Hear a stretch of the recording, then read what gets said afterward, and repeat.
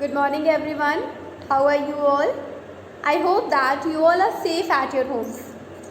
Children, it's your English video and this is the day second video of the week. In the previous class, we studied the question and answer of chapter number 8, that is the Song of the Train.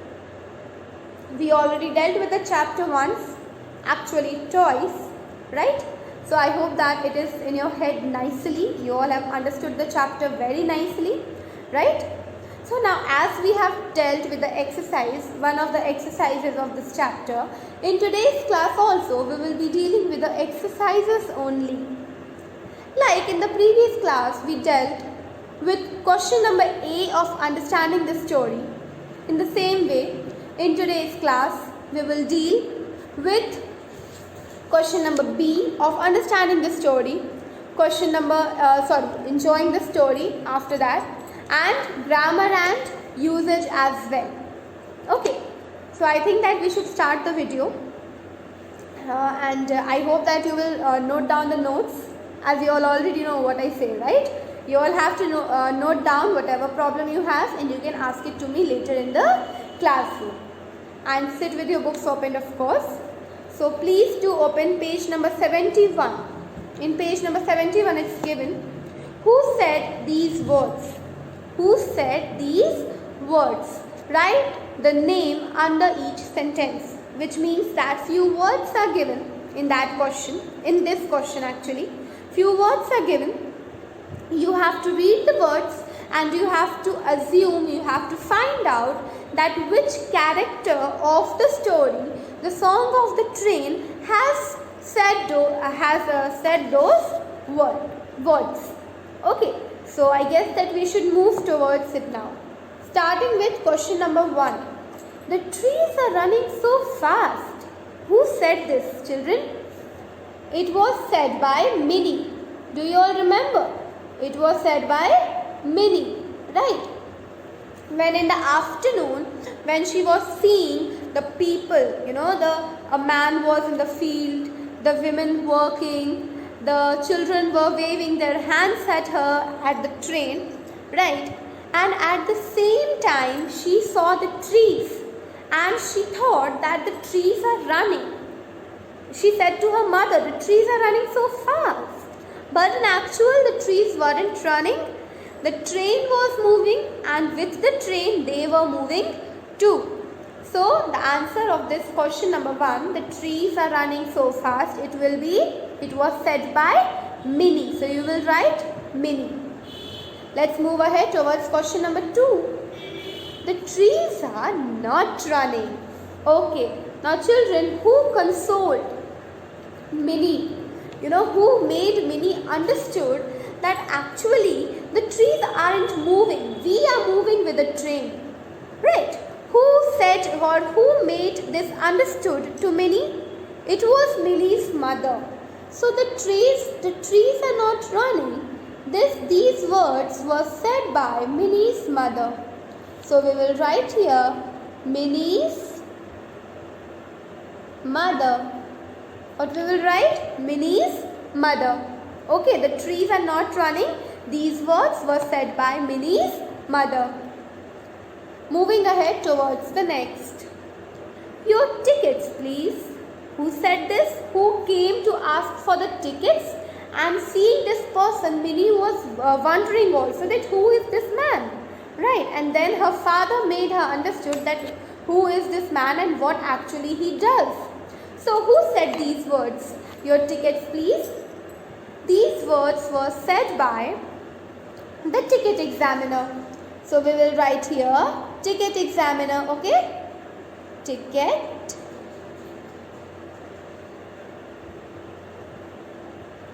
examiner. Your tickets, please. These words were said by ticket examiner.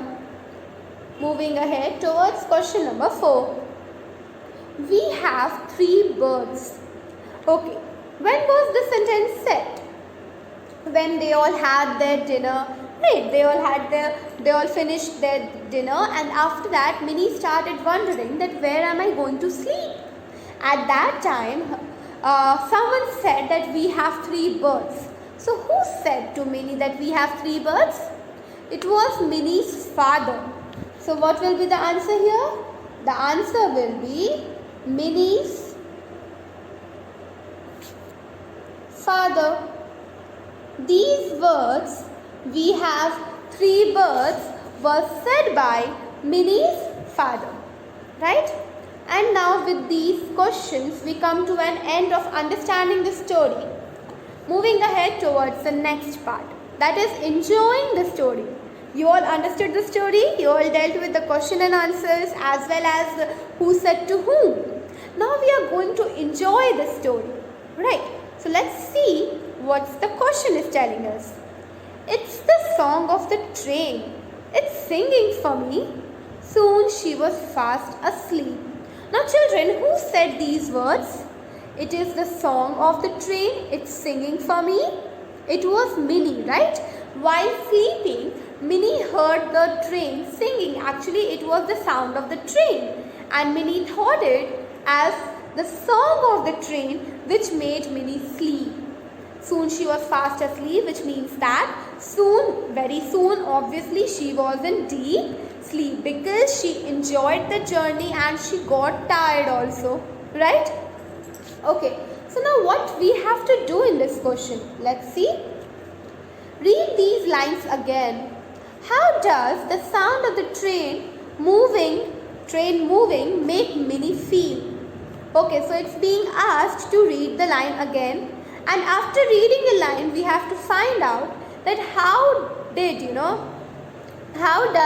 the sound is making Minnie feel. So let's read the words again. It's the song of the train. It's singing for me. Minnie is quite excited. Don't you all think so? She's feeling happy at this time that she's enjoying the song of the train. Right? Then only she is thinking, no, that yes, the train is singing for me. Why is she thinking this? Because she is enjoying it. Right? So, and after saying this, she goes fast asleep. She sleeps very nicely. So, as we have read the sentence again, now we will move ahead again towards the questions, what we have to do. Okay, we have to tick the correct sentence. Okay, we have to tick the sentence which will be telling us the accurate feeling of Minnie. So, option number 1 is, it makes her happy. That's why Minnie compares it to singing. Option number 2, it is boring. That's why Minnie falls asleep listening to it. Option number 3, she liked it in the beginning but finds it boring towards the end. You will only tell me what according to you is the correct option.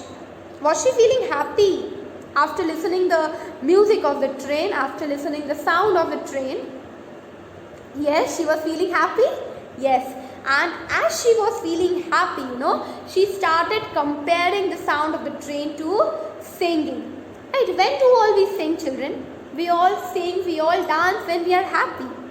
When we have a mood excitement, when our mood is filled with excitement, when we are, surrounded by good things, good emotions, then at that point of time, every person prefers singing or dancing. So, option number 1 is correct. So, we will take option number 1 as because it is correct. Right? Because the song of the train was making Minnie happy.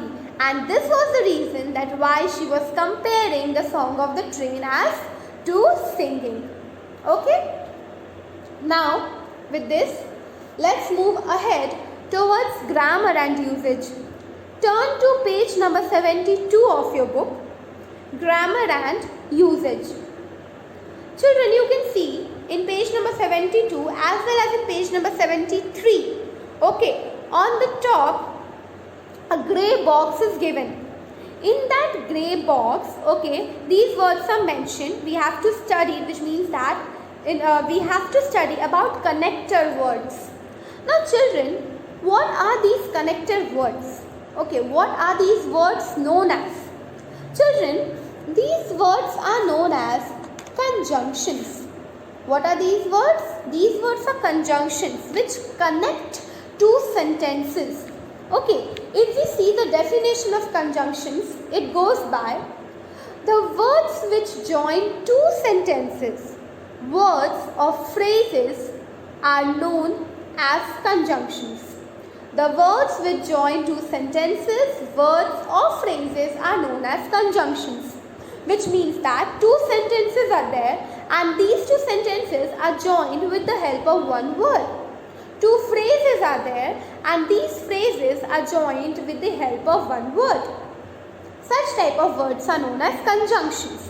They are the connector words, which means that they connect few sentences together. They connect two sentences or words together. Some examples of conjunctions are and, but, or. There are many more conjunctions, children, but as you all are very small right now, you will learn about these three conjunctions. What these three conjunctions are and, but and or. Right? So, we are going to learn about these three conjunctions in today's class, and, but and or. Come on, let's move towards it. Where do we use these conjunctions? But children, just to let you all know that in English, we will be learning about only two conjunctions. The first one is and the second one is but. So let's see where are these two connectors used.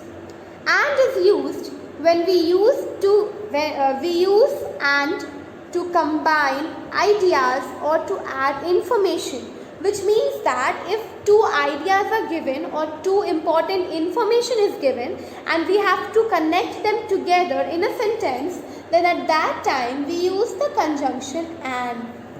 Okay? And at what time do we use the conjunction but? We use but to show difference or an opposite idea, which means that we use the conjunction but when we are talking about two different ideas, okay, and we are showing difference. We are showing difference in any two, or we are talking about some opposite ideas, then at that time we use the conjunction but. Let's see a quick review again. And is used to combine ideas and information, and but is used to show difference as well as opposite ideas. Now on this basis we will be solving some exercises. First we are going to solve exercise number A, that is join each pair of sentences using and write the complete sentences. This is given in page number 72 of your book, okay? In page number 72. So please children turn to page number 72 so that you can see the sentences. Okay, we have to join the pair of sentences. We have to join two sentences together using the word and we have to write the complete sentence also. Let's start with question number 1. The sun comes up, the birds begin to sing. The sun comes up, the birds begin to sing. Now, this question is already solved in your book, right? So, what is written up there? The sun comes up and then and is added. Can you all see? It is the sun comes up and the birds begin to sing.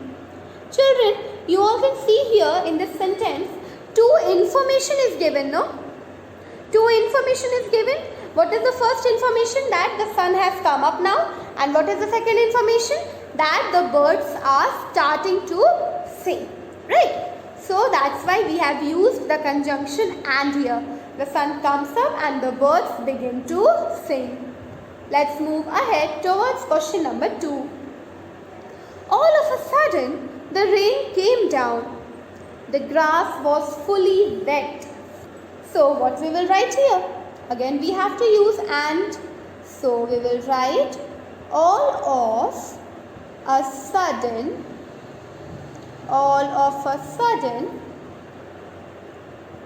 the rain came down and the grass was fully wet. Here also two information is given, right? That suddenly the rainfall started and the grass became wet. So here also two informations are given, and as two informations are given, we have used the conjunction and to join the sentence. So what is there? All of a sudden the rain came down and the grass was fully wet. Let's move ahead towards question number 3. The giant wheel went higher. They all shouted. Again two information, that's the giant wheel went higher and they all shouted. So what will be the answer here? It will be the giant wheel went higher and they all shouted. Right? The giant wheel went higher and they all shouted. Okay, here also we have joined both the sentences with the conjunction and. Okay, moving ahead towards question number 4. Grandpa is here. I go for long walks with him. So, what will be here? Again and will be used, right? So, we will write the sentence as Grandpa is here and I go for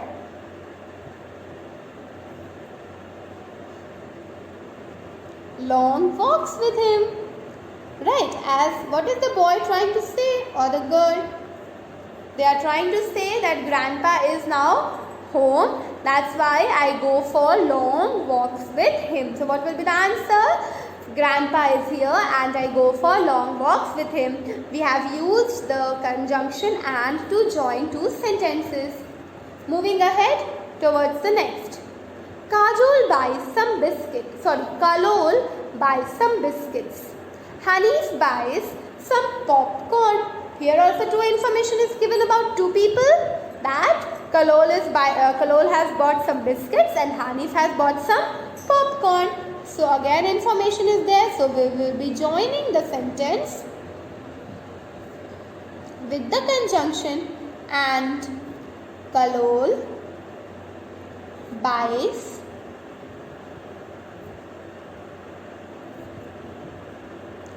some biscuits and Hanif buys some popcorn. Right? है ना? So Kalol buys some biscuits and Hanif buys some popcorn. This is the correct. Right? Two informative sentences joined with the word and. So Kalol buys some biscuit and Hanif buys some popcorn. Moving ahead. Now we are going to see question number B. Okay, right now we saw a question in which we used the conjunction and. But here we will be seeing the question in which we will be using but. Let's see what's the question telling. Join the sentences in A and B with but. Write the sentences in the given space. Children, this exercise is given in page number 63 of your book. So please turn to 63 now and you can see that there are here two columns are given. Column number A and then column number B. Okay. Now in your book, if you all might have opened the book as I said in page number 73, children, just below this column, okay, few lines are given. So you have to write these sentences in those lines. I haven't made those lines here. I will be explaining it to you through this column only. Okay, but you will be writing in those lines. Which means what you have to do here, we have to join the two sentences. Okay, the first one in column number A and the second one in column number B with the help of the conjunction but. Okay, so let's start with it. Number 1 is saying she wanted to fly a kite. Here, option number A, there was no wind. Now, when do we use the conjunction but? Children, we use the conjunction but where we have to show the difference, where we have to show two opposite ideas, where we are not doing a particular thing because of a reason. Okay, at that time we use but. So, she wanted to fly a kite, but there was no wind. So, how we will write here? You will write it in the lines, okay? You will write, she wanted to fly a kite, but you will write T small. But there was no wind. And yes, one more thing, you don't have to put any full stop here. Okay? Number 2, he was very hungry. Again, option number B, there was nothing to eat. He was very hungry, there was nothing to eat. Again, we have to use the conjunction but. We will use but. Okay? He was very hungry, but there was nothing to eat. And T will be small. Again, no full stop after hungry. It's one sentence now. No, earlier it was two sentences. But as we joined it, as we joined it with the help of the conjunction, now it's one complete sentence. So, we all know that we cannot put full stop in the middle of the sentence. It will be wrong, right? That's why we will not put any full stop. They have, question number 3, option number C. They have many toys. They don't want them. Again, they have many toys, but they don't want them. Again, children, here you have to write T small and you don't have to put any full stop. They have many toys, but they don't want them. Question number 4, option number D. He looked for his pup everywhere. He could not find it anywhere. So again, what we will do? We will join the two sentences with the help of the word but. So, but. He looked for his pup everywhere, but H again small. He could not find it anywhere. And you don't have to put the full stop also. Right? He looked for his pup everywhere, but he could not find it anywhere. Question number 5, option number E. My friend has curly hair. Her sister has straight hair. Again, we are showing the differences. We are showing opposites. Right? So, my friend has curly hair, but her sister has straight hair. Again, H will be small and no full stop because we have made two sentences as one. So, what will be written here? My friend has curly hair, but her sister has straight hair. Now, children, see, I have explained it to you here in the column, right, in the box, but you have to write it in the sentence form. Okay, you will be writing it on the lines which is given just below it. Okay, so I would like to thank you all for listening so calmly and patiently. Thank you so much and take care of yourselves. And as I always say that if you have any doubt, please note it down so you can ask it to me later in the classroom. So thank you so much, children, and take care of yourselves. Bye-bye.